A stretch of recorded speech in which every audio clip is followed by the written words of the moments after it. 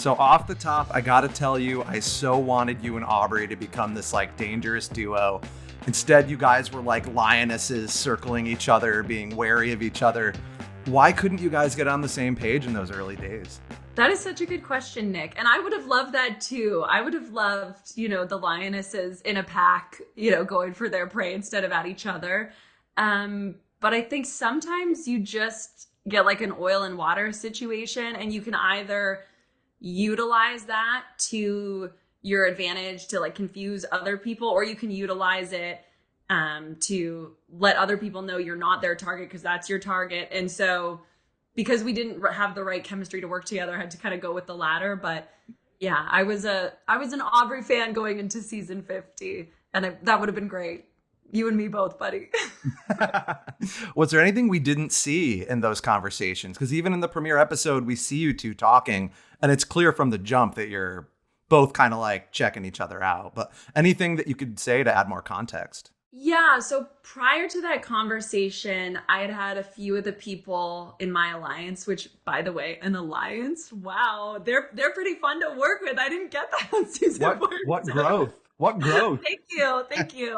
This actually worked out worse though than last time. So, something to be said for being a Lone Ranger. A couple of the people I was working with let me know early on that like Aubrey was floating my name around and planting seeds. And so by the time you see that conversation, this has all come back to me, but I think she doesn't know it's come back to me. And so probably I would have been more wary going into that conversation. But I would say the bits that you guys saw are probably the most positive parts of it. It was really, really uncomfortable. And so from then on, there were a couple points where I think we tried to just say like, all right, here's what's happening. How do we correct the ship? But just couldn't get there, And it's tough because if I was her and I've got friends out here, why would I waste my time playing with someone who I don't like, So I totally get her perspective. But yeah, bad, not fun. No deal. You still gave her your jacket though. You pulled an Angelina, handed over that beautiful red coat. Why did you do that? It was beautiful, Nick. It was beautiful. It was a great coat. I saw it in person. It looked great. Yes, it was wool. It was wool. Yeah, so Angelina had left her coat, and that makes a difference. Like at night, it is so cold. And I know you can look up the weather in Fiji and you're like, that's not cold. When you're starving, it's cold. And I thought it was just so brilliant of Angelina to leave it. And she's so pragmatic, and I'm likewise very pragmatic. And I wasn't going to need that wool coat at Ponderosa, sadly, Nick, as you know. It's like a comfortable resort. I would rather need my coat than be comfortable sipping margaritas by a pool. But still, that was my fate. And so yeah, it was kind of like a no-brainer just to leave it to other people who would need it. Did Aubrey return the coat?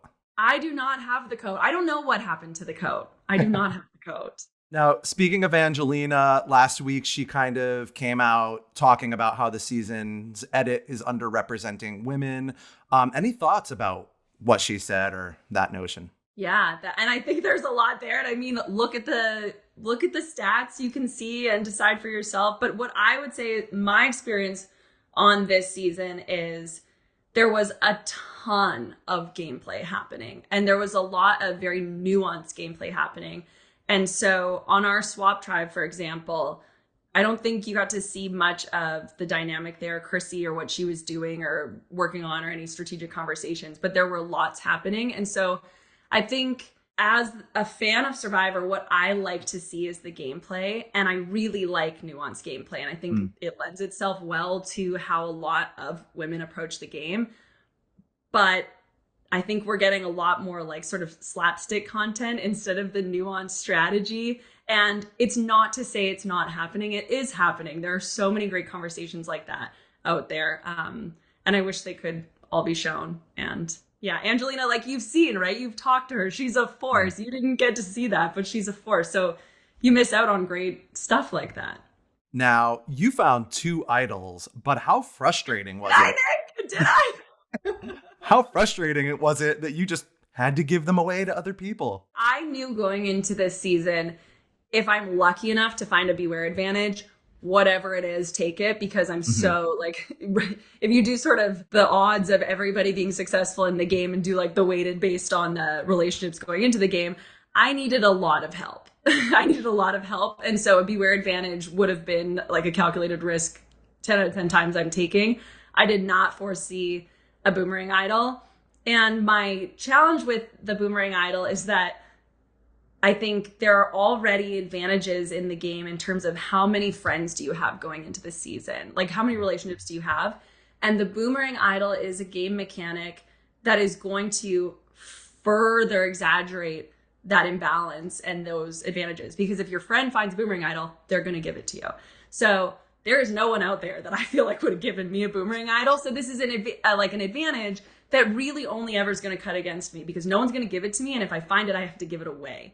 And so it sort of disproportionately benefits other people over like someone like me who's a little less connected. But I think it's an interesting game mechanic and concept.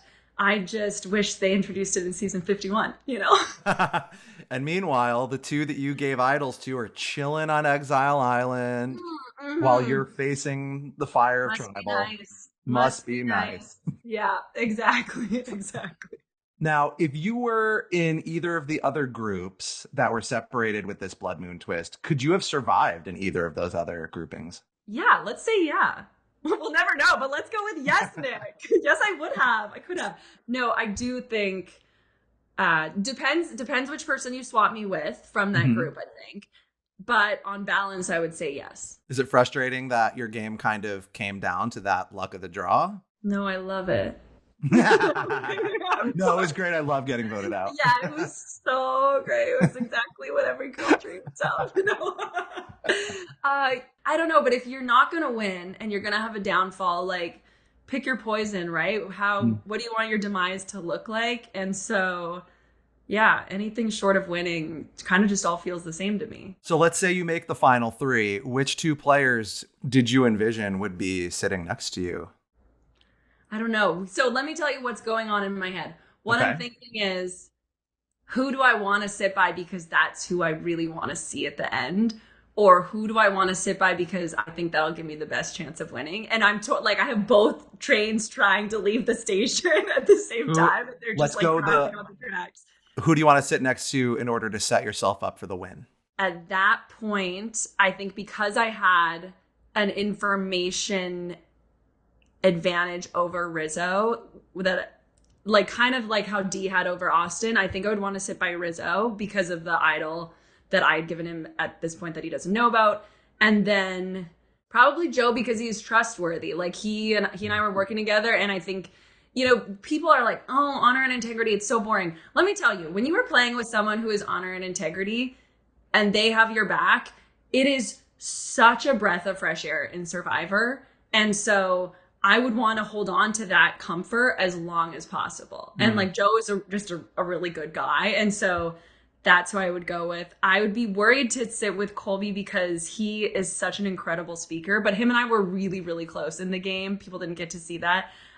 Also, Nick, it is difficult to be in alliance with someone, as Colby will tell you, he does not have good eyesight and he's kind of deaf in one of his ears. And so when you try and whisper to your alliance mate discreetly, and there would be times I'd whisper to him and he'd just give me a look back and I was like, oh, right, wrong ear. And then I'd go around and re-whisper in the other ear. That did make the edit. That did make an edit in one of the episodes. Yeah, it's just so great. It was kind of this unlikely duo, but yeah, we had a blast. He's a really good guy.